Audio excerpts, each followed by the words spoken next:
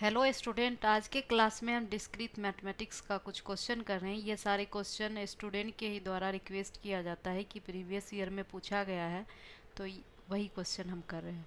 पहला क्वेश्चन हमारा है, obtain the disjunctive normal form for the Boolean expression x1 disjunction x3 का dash disjunction x2 का dash disjunction x3 का dash bracket close का dash.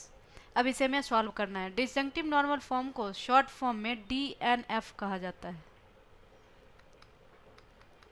DNF के अंदर होता क्या है कि हम दो का प्रोडक्ट करके उसका सम करके दिखाते हैं। मीन्स जैसे x1 into x2 plus x3 into x4, कुछ इस टाइप से जब हम एक्सप्रेशन दिखाते हैं उसी को DNF कहा जाता है। मल्टीप्लिकेशन का मतलब होता है कंजक्शन,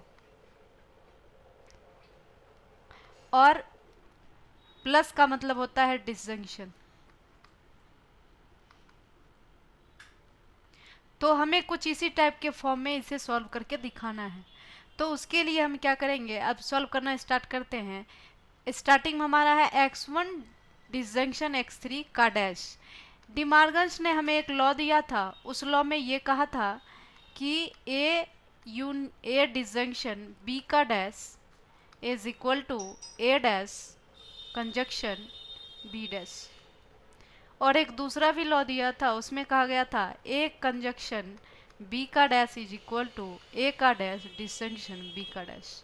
तो ये पहला वाला जो हमने लिखा है इसी का हमें यहाँ पे यूज़ करना है। तो यहाँ पर हमारा है x1 डिसजंक्शन x3 का डैश, तो ये हमारा हो गया x1 का डैश कंजक्शन x3 का डैश। सेम वैसे इसको भी हमने तोड़ दिया। अब हमें एक लॉ पता है कि a का डैश करते हैं तो ये हमें a के इक्वल होता है। तो यहाँ पर है x2 डैश का डैश, मतलब ये x2 हो गया। यहाँ पर x3 का डैश, तो हमारा x3 हो गया। अब यहाँ पे हम देख रहे हैं x1 dash conjunction x3 dash, और यहाँ पे बीच में डिसजंक्शन है x2 dash conjunction x3 dash. यही जो हमारा आया, यही हमारा रिक्वायर्ड DNF फॉर्म आ गया। दूसरा क्वेश्चन हमारा कहता है, सॉल्व द रिकरेंस रिलेशन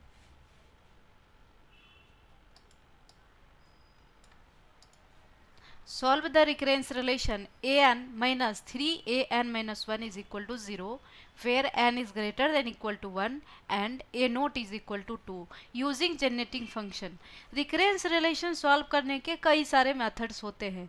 अगर क्वेश्चन में हमें ये नहीं पूछा जाए कि कौन से मेथड से सॉल्व करना है, तो जिस मेथड से हमें इजी लगेगा हम उस मेथड से उस क्वेश्चन को सॉल्व कर सकते हैं।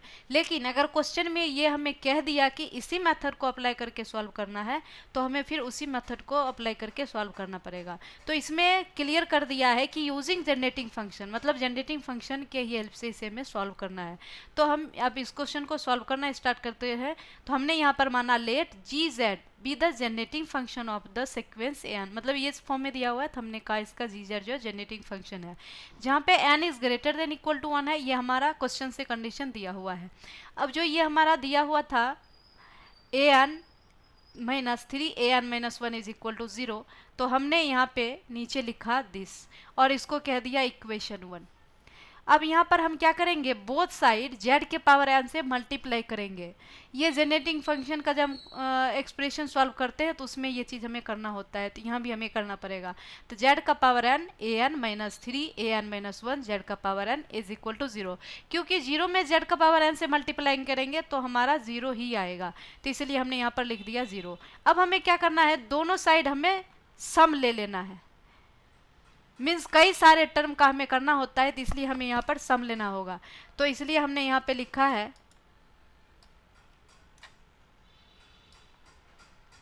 टेकिंग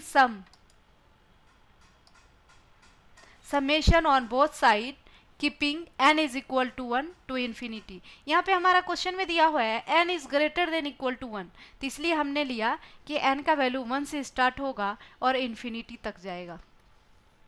वी ऑब्टेन, तो जब हम इसमें समेशन लगा देते हैं तो यहाँ पे हमने कहा sum of n is equal to 1 to infinity z का पावर n a n, फिर वैसे इसमें भी हमने सम लगा दिया, और जीरो में सम लगाने से भी हमें कोई फ़ायदा नहीं, हमें वो ज़ीरो ही आएगा। अब इसका वैल्यू हमने लिख दिया जी जेड माइनस ए नोट जेड का power n into A N का जो हम सम करेंगे तो ये हमारा इस फॉर्म में रिकरेंस का जो फॉर्म आता है वो आता है, यही आता है जी जेड माइनस ए नोट।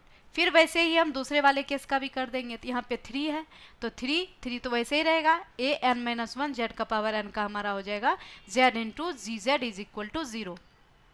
अब हम देख रहे हैं कि जी जेड हमारा दो जगह है, एक तो यहाँ है, एक हमारा यहाँ पे है, और दूसरा हमारा यहाँ पे है, तो दोनों से हम जी जेड को कॉमन ले लेंगे। तो हमने यहाँ पर लिखा जी जेड 1 माइनस 3z, यहाँ पर ए नोट जो है वो माइनस में है, तो इसको जब राइट साइड लेके जाएंगे तो ये हमें प्लस हो जाएगा, तो means G z is equal to हमारा आ गया ए नोट अपॉन 1 माइनस 3z। अब क्या है कि क्वेश्चन में हमें ए नोट का वैल्यू दिया हुआ है, यहाँ पे हमें कहा गया है कि ए नोट जो दिया हुआ है वो हमारा है 2, तो यही वैल्यू हम उठा के क्या करेंगे, नीचे जहाँ हमने लिखा है ए नोट वहाँ पे डाल देंगे। तो हमने यहाँ पे डाल दिया ए नोट इज इक्वल टू 2, तो हमारा जी जेड इज इक्वल टू आ गया 2 अपॉन 1 माइनस 3z, और यही हमारा फाइनल रिजल्ट आ गया। अब तीसरा क्वेश्चन हमारा है find the number of region in the following graph, और ग्राफ हमारा कुछ इस टाइप से दिया हुआ है। जब भी हमारे रीजन पूछा जाएगा नंबर ऑफ रीजन, तो इस केस में सबसे पहले हम क्या करेंगे, सारे वर्टिसेस को काउंट कर लेंगे और सारे एजेस को काउंट कर लेंगे। तो जब हम सारे वर्टिसेस को काउंट करेंगे तो हम यहाँ पे ऑब्जर्व कर रहे हैं कि जो वर्टिसेस स्टार्ट हुआ है वो P1 से स्टार्ट हुआ है और ये P12 पे जाके रुका है, मीन्स नंबर ऑफ वर्टिसेज हमारा 12 आ गया। सेम वैसे ही हम एजेस को भी देखेंगे, तो एजेस P1 से P3 फर्स्ट एज हुआ, P3 से P4 सेकेंड एज हुआ, ऐसे करके सारे एजेस को काउंट करेंगे तो हम देखेंगे नंबर ऑफ एजेस हमारा 17 आ जाएगा। अब हम क्या करेंगे, एक यूलर्स फॉर्मूला होता है क्या कि R is equal to E minus V plus 2। अब यहाँ पे जो R है वो नंबर ऑफ रीजन है, E हमारा नंबर ऑफ एजेस है, भी हमारा नंबर ऑफ वर्टिसेस है, और ये प्लस 2। अब हम क्या करेंगे, हमें नंबर ऑफ एजेस भी पता है और नंबर ऑफ वर्टिसेस भी पता है, तो ये दोनों का वैल्यू इस इक्वेशन में हम डाल देंगे। तो यहाँ से जब हमने डाला तो हमने ऑब्जर्व किया R इज इक्वल टू 7 आ गया, और यही हमारा नंबर ऑफ रीजन हो गया।